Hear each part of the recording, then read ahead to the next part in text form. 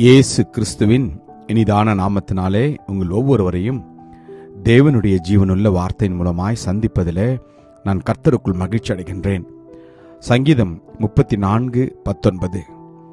நீதிமானுக்கு வரும் துன்பங்கள் அநேகமாயிருக்கும், கர்த்தர் அவைகள் எல்லாவற்றிலும் நின்று அவனை விடுவிப்பார். Psalms 34:19. Many are the afflictions of the righteous, but the Lord delivers him out of them all. Amen. கர்த்தருடைய நாமம் மகிமைப்படுவதாக. நீதிமானுக்கு வரும் துன்பங்களிலே கர்த்தர் அவனோடு கூட இருந்து எல்லா விதமான பிரச்சனைகளிலிருந்தும் அவர்களை அவர் விடுவிப்பாராம். உலகத்தில் வாழ்கிற நமக்கு பாடுகளும் வேதனைகளும் இழப்புகளும் துக்கங்களும் நெருக்கங்களும் வேதனைகளும் துயரங்களும் உண்டு. எனவேதான் கர்த்தர் சொல்கிறார், உலகத்தில் உங்களுக்கு உபத்திரவங்கள் உண்டு, ஆனாலும் திடன் கொள்ளுங்கள், நான் உலகத்தை ஜெயித்தேன் என்று கர்த்தர் சொல்லுகிறார். நம் ஒவ்வொருவருக்கும் ஏதாவது ஒரு விதத்தில் பாடுகள் வரும், வேதனைகள் வரும், இழப்புகள் வரும். ஆனால் எல்லாவற்றிற்கும் மத்தியில் தேவன் நம்மோடு கூட இருப்பார். அவர் உங்களையும் என்னையும் ஆறுதல் படுத்துவார். அவர் உங்களுக்கும் எனக்கும் இழப்புகளை சந்திக்கிற ஒவ்வொரு குடும்பத்திற்கும் தனிநபர்களுக்கும் அவர் சகல ஆறுதலின் தேவனாய் இருப்பார். நானே உங்களுக்கு ஆறுதல் செய்கிறவர் என்று வேதம் சொல்கின்றது. துக்கத்தில் கர்த்தர் தான் உங்களுக்கும் எனக்கும் ஆறுதலாயிருப்பார். தேவன் சகல முகங்களிலும் இருந்து சகல கண்களிலுமிருந்து வருகிற கண்ணீரை அவர் நிச்சயமாய் துடைப்பாராம்.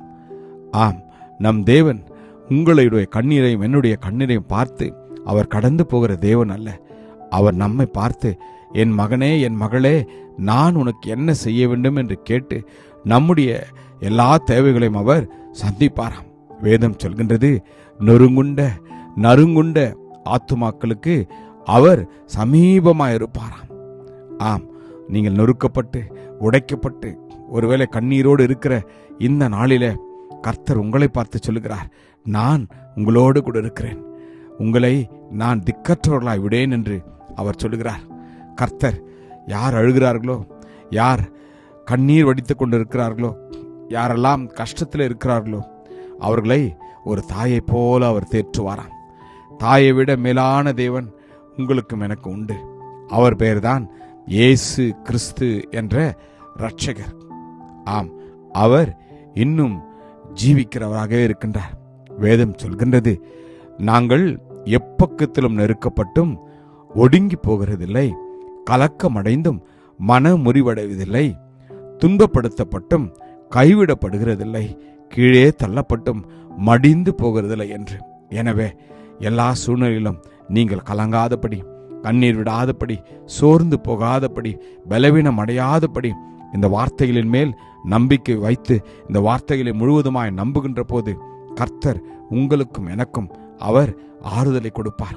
அவரே நம்முடைய ஆறுதலின் தேவன் என்று வேதம் சொல்கிறது.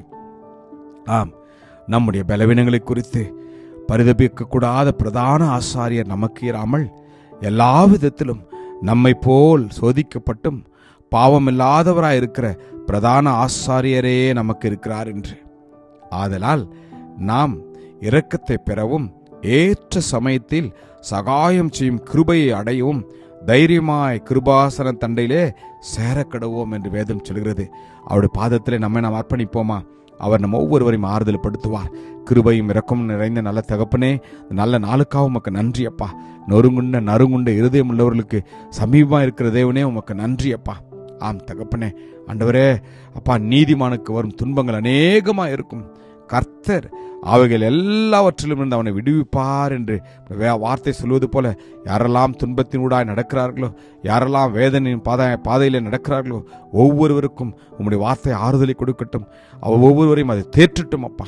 நீர் அப்படி செய்வதற்காக உமக்கு நன்றி. ஆசீர்வதியும்.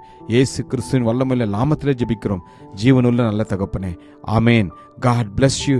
Jesus loves you. Amen.